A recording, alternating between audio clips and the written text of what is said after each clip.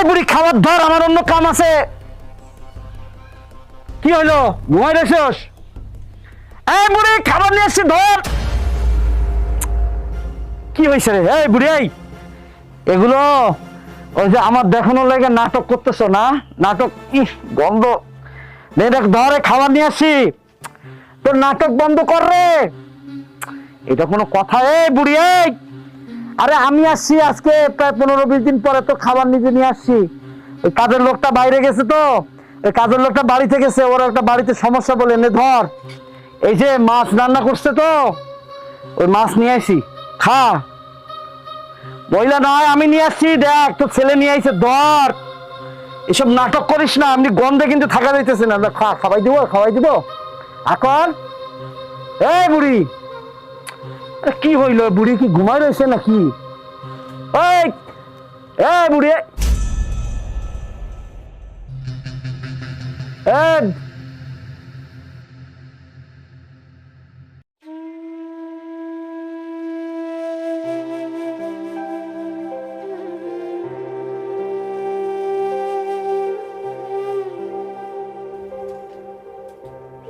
শুনতেছিস? এই যে নাই। এই টানা, টানা, এই টানা, আরে এদিকে আসো, আসো। কি অবস্থা? তুমি আমাকে এখানে ডাকতেছো কেন? এই গন্ধের মধ্যে কি থাকা যায়? শোনো, ডাকতেছি তো, বাইরে থেকে ডাকলাম। আমি মনে করলাম উনি আমার সাথে নাটক করতেছে। হ্যাঁ দেখি, মানে দেখো, দাও, মরে গেছে গা। মরে গিয়ে থাকলে না বাচ্চা চাই, শান্তি পাই। যদি মরে গিয়ে থাকে তাহলে যাও, কবর টবর দিয়ে এসে আমারে মুক্তি দাও। দাঁড়াও,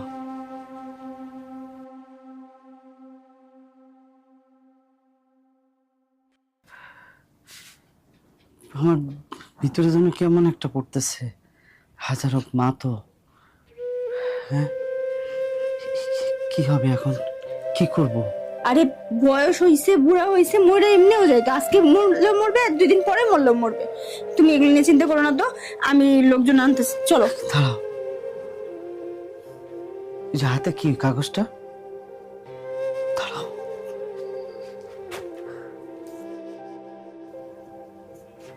এটা কি? দেখো আবার কি লেখা টেখা দিয়ে গেছে, আমাদের উপর আবার মানে দোষ চাপাই দিয়ে গেছে কিনা।